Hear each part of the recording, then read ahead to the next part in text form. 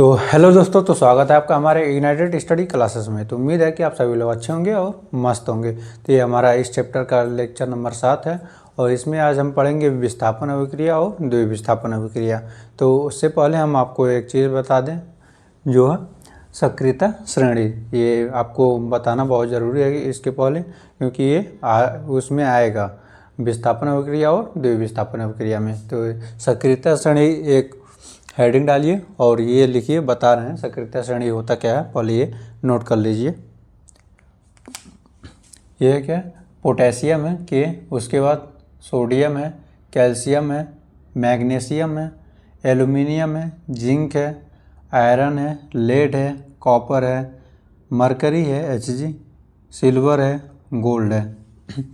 तो सक्रियता श्रेणी का मतलब होता क्या है कि रिएक्टिविटी, मतलब कि कोई एलिमेंट या कोई तत्व जो है कितना एक्टिव है, कितना वो, अगर मान लीजिए कोई अभिक्रिया करा रहे हैं तो उस अभिक्रिया में वो एलिमेंट क्या है, वो तत्व क्या है, कितना एक्टिव है, कितना जल्दी वो जाके अभिक्रिया करेगा।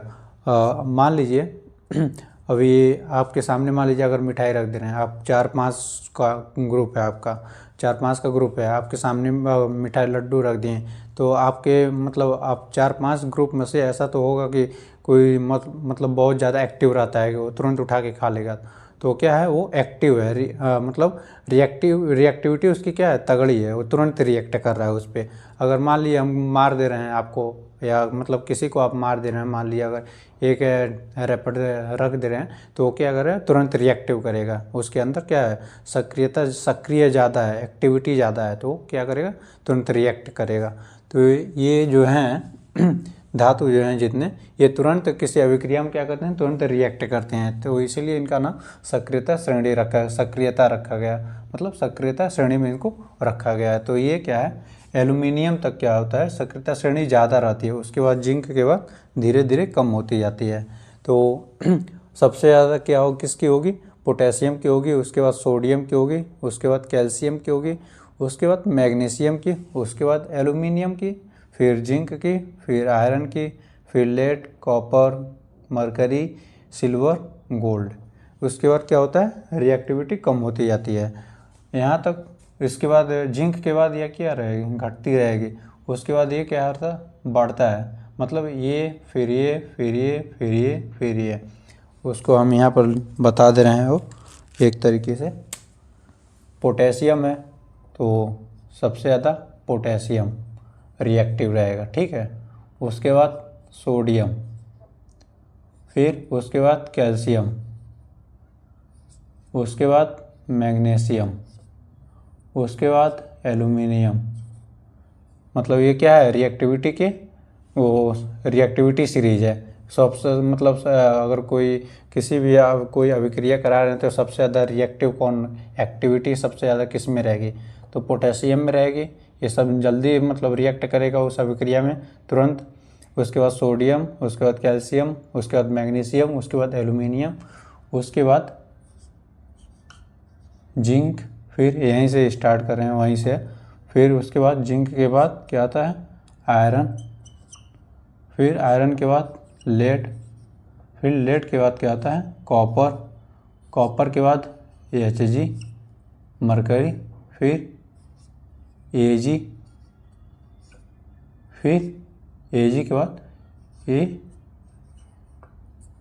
इसको यहाँ कर दे रहे हैं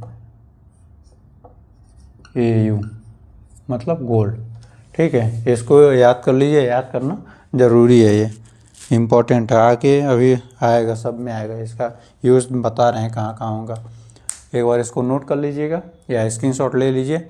अगर जहाँ ना, अगर कहीं ना समझ में आए तो उसको कमेंट में ज़रूर बताइएगा। तो उसके बाद अब देखते हैं विस्थापन अभिक्रिया। तो देखते हैं विस्थापन अभिक्रिया। विस्थापन अभिक्रिया, या इसे और एक नाम से जाना जाता है प्रतिस्थापन अभिक्रिया, इंग्लिश में डिस्प्लेसमेंट रिएक्शन, एक और नाम से भी जाना जाता है सिंगल, या इसको एक और नाम से कह सकते हैं सिंगल डिस्प्लेसमेंट रिएक्शन भी। तो कहता क्या है, जब कोई अधिक क्रियाशील तत्व वाले किसी कम क्रियाशील तत्व वाले को उसके यौगिक से हटा देता है तो उसे विस्थापन अभिक्रिया कहते हैं। विस्थापन का मतलब ये होता है, अभी इसका मतलब बता रहे हैं कि क्या क्या होता है। विस्थापन का मतलब होता है कि हटा देना, डिस्प्लेस। अगर हिंदी में नहीं मतलब समझ पा रहे हैं तो इंग्लिश में समझिए कि डिस्प्लेस मतलब हटा देना, उसको उसकी जगह से हटा देना और स्वयं उसकी जगह चले जाना, विस्थापित करके उसको हटा देना। तो इसमें बोल रहा है कि अधिक क्रियाशील तत्व वाले जो होते हैं वो कम क्रियाशील तत्व वाले यौगिक को उसकी जगह से हटा देते हैं। मतलब कि समझिए कि एक जो होता है कि अमीर जो होता है गरीब को हटा देता है मार के। ये एक सीधा सीधा कहने का मतलब ये है कि मान लीजिए गांव में अक्सर देखे होंगे कि जो पटीदार होता है, जो जो अधिक हो, मान लीजिए दो पटीदार हैं तो दोनों में से जो सबसे अधिक मजबूत होता है, जो पैसे वाला होता है या मतलब शरीर से मजबूत होता है, तो वो क्या होता है गरीब या मतलब कमज़ोर वाले को उसको हटा के, उसको मतलब मार उड़ के हटा के भगा के उसकी जगह पर कब्जा कर लेता है। ये होता है। ऐसे देखिए और आसान भाषा में समझने का थोड़ा प्रयास कीजिएगा। ये क्या है, अमीर है, ठीक है, अमीर है। उसके बाद ये क्या है, गरीब है। ये क्या है, उसका घर है जिसमें ये रह रहा है। तो अब यहाँ पर क्या होता है, अब यहाँ पर लिखा है ना कि अधिक क्रियाशील तत्व वाले कम क्रियाशील तत्व वाले को उसके यौगिक से हटा देते हैं। ये घर क्या है, यौगिक मान लीजिए। तो ये क्या है, अधिक क्रियाशील तत्व है।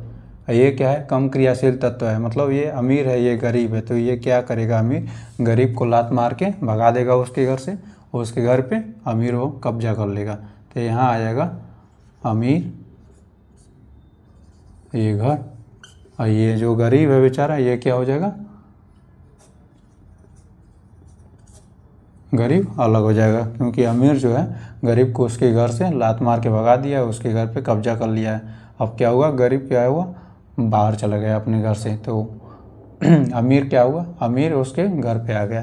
तो देखिए ये क्या है, अधिक क्रियाशील तत्व है, ये क्या है, कम क्रियाशील तत्व है। तो अधिक क्रियाशील तत्व कम क्रियाशील तत्व को लात मार के भगा दिया।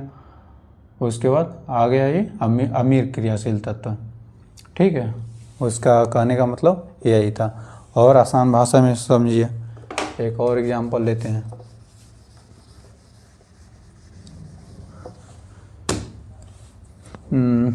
ये मान लीजिए और ये सरकारी नौकरी वाला, ठीक है,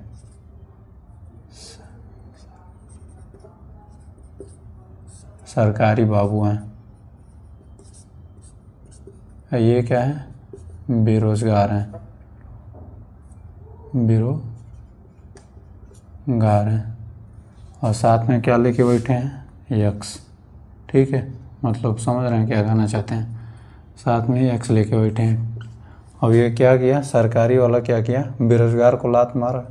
जब बेरोजगार को लात मारा तो बेरोजगार को क्या किया, सीधे अलग कर दिया। उसके यक्स के साथ क्या आएगा, सरकारी वाला आ गया। तो यहाँ पर सरकारी यक्स के साथ आ गई। उसके बाद ये बेरोजगार जो है, बेरोजगार अलग हो गया। यही है, मतलब ये क्या है, मजबूत है, ये कमज़ोर है। तो कमज़ोर को लात मार के भगा दिया, उसकी जगह ये ले लिया। अक्सर यही होता है। अगर कहीं दिक्कत हो समझने में तो वो एक बार कमेंट में ज़रूर बताइएगा, अगर कहीं दिक्कत हो ऐसा तो। अब एग्जाम्पल की मदद से एक और समझते हैं। मान लीजिए यहाँ पर जिंक है, जिंक ले रहे हैं, ठीक है, जिंक। उसके बाद जिंक क्या है, सॉलिड में ले रहे हैं, प्लस कॉपर सल्फेट CaSO4, ये क्या है, एक्वस में है। अब देखिए ये क्या है, दो के बीच में तीसरा एंटर करेगा। जब दो के बीच में तीसरा एंटर करेगा तो लात खाएगा पक्का। तो ये ऐसे होता है। मान लीजिए ये क्या है, ऐसे नहीं, इसको अभी समझा रहे हैं, इसको छोड़िए। मान लीजिए ये है, ठीक है, ये क्या है, बी है। साथ में क्या लेके बैठा है, मतलब साथ में लेके चल रहे हैं यक्स को, हैं बेरोजगार एकदम अल्लाह। तो ये क्या किया, इन दोनों में बहुत जम रहा था, मतलब समझ लिए कि या तो 3 या 4 साल का रिलेशन था। उसके बाद थर्ड पार्टी एंट्री मारा, तो ये क्या है, मजबूत है। ये क्या था, बेचारा पहले से कमज़ोर था, तो ये अब भी कमज़ोर ही है। तो ये क्या किया, मजबूत क्या किया, कमज़ोर को लात मारा। और ये कसम खाए थे दोनों कि 3-4 साल का रिलेशन है, नहीं तोड़ेंगे। उसके बाद ये जब मजबूत वाला आया तो कमज़ोर वालों को इसे लात मार के जब भगाया, जब लात मार के भगाया तो ये क्या हुआ, इसकी एक्स मजबूत वाले के साथ आ गई, और बेचारा कमज़ोर वाला क्या हुआ, बाहर ऐसे खड़ा होकर बस टुकुर टुकुर देख रहा है। तो यहाँ पर ये भी समझ लिया कि अधिक क्रियाशील तत्व कम क्रियाशील तत्व वाले को लात मार के भगा दिया। तो मतलब लात मार के भगा दिया मतलब विस्थापित कर दिया। अगर ना समझ में आए तो एक बार कमेंट में ज़रूर बताइएगा। आप लोगों के साथ ऐसा हुआ होगा कि थर्ड पार्टी एंट्री मारी होगी, तो समझ रहे हैं आगे क्या ना क्या चाहते हैं। फिर Z10SO4 लेते हैं अब। Z10 सॉलिड में zinc plus copper sulphate CuSO4, ये क्या है, एक्वस में ले रहे हैं। तो फिर क्या हो रहा है अब ये जिंक क्या है, अधिक क्रियाशील तत्व है, ये कॉपर कम क्रियाशील तत्व है। तो क्या किया, जिंक क्या किया, कॉपर को लात मारा और लात मार के इसको भगा दिया। जिंक SO4 प्लस कॉपर, ये बेचारे अलग खड़ा होके, किनारे खड़ा होके टुकुर टुकुर बस देख रहे हैं। उसके बाद यहाँ पर ये कह सकते हैं, जिंक जो है, जिंक कॉपर को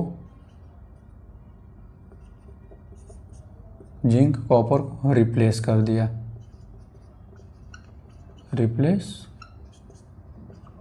दिया, और ऐसे ना समझ में आए तो वो भी बता दीजिएगा। जिंक कॉपर को रिप्लेस कर दिया। उसके बाद फिर Fe लेते हैं। Fe, ये क्या है, Fe सॉलिड में है, प्लस CuSO4, ये क्या है, एक्वस में ले रहे हैं। तो यहाँ पर क्या बन रहा है, FeSO4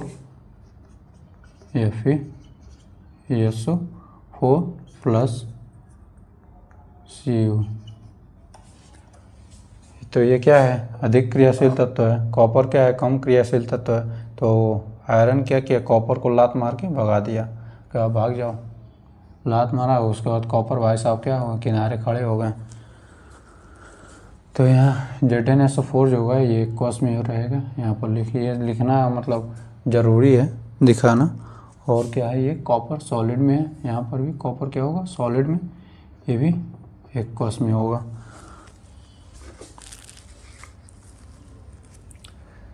देख लीजिए। उसके बाद अगर नहीं समझ में आए तो एक बार कमेंट में ज़रूर बताइएगा।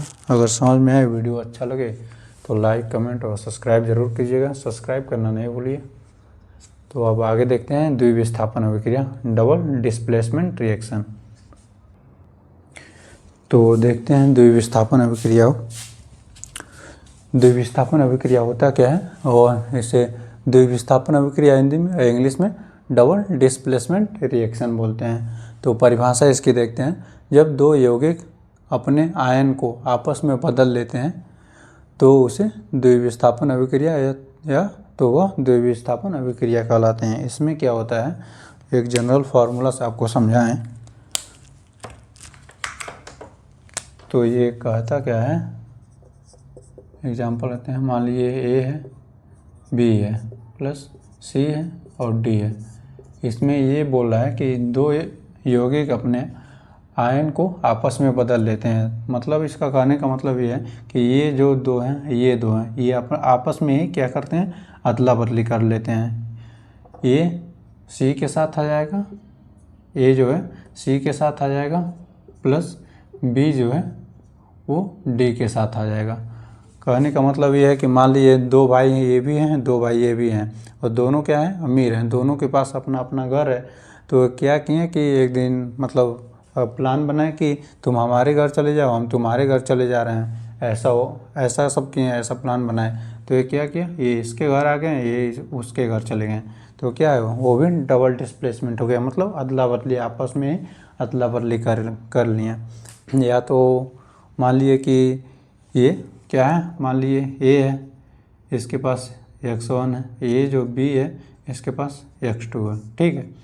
ये इसकी गर्लफ्रेंड x1 है, b की गर्लफ्रेंड x2 है। तो क्या किए एक बार सब आपस में, मतलब ऐसा प्लान बनाए कि ये इसके वाली के लेकर चला गया घुमाने के लिए, ए x2 के साथ चली गई घूमने, और b x1 के साथ चली गई घूमने। ऐसा मतलब आपस में क्या कि अदला बदली कर लिए। तो क्या है, द्विविस्थापन अभिक्रिया है। उसके बाद एग्जाम्पल लेते हैं AgNO3 सिल्वर नाइट्रेट। ये तो ऐसे मतलब जनरल फार्मूला ये समझाने के लिए बस ऐसे किए हैं। AgNO3 प्लस NaCl एक कॉस में, NaCl ये क्या किए, एक कॉस में लिए हैं, ठीक है। अब यहाँ पर देखिए AgCl NaNO3 आ जाएगा, AgCl के साथ आ जाएगा, AgCl सॉलिड में प्लस NaNO3, ठीक है। NaNO3 क्या होगा, एक कॉस में आ जाएगा। तो यहाँ पर क्या हुआ, आयन का बस अपने में अदला बदली हुआ, ये इसके पास चला गया, वो उसके पास चला आया। उसके बाद क्या होता है, एक AgNO3 को एक कॉस में लीजिए। ये सिंबल लिखना बहुत ज़रूरी है कि कौन है एक कॉस में है, कौन सॉलिड में है, कौन लिक्विड में है। दूसरा लेते हैं BaCl2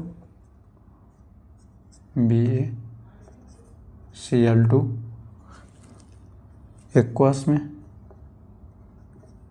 प्लस Na2SO4 अब यहाँ पर देखिए BaSO4 बनेगा, ये इसके पास चला आएगा, Na2Cl2 इसके पास, NaCl एक साथ आ जाएगा, BaSO4 प्लस 2NaCl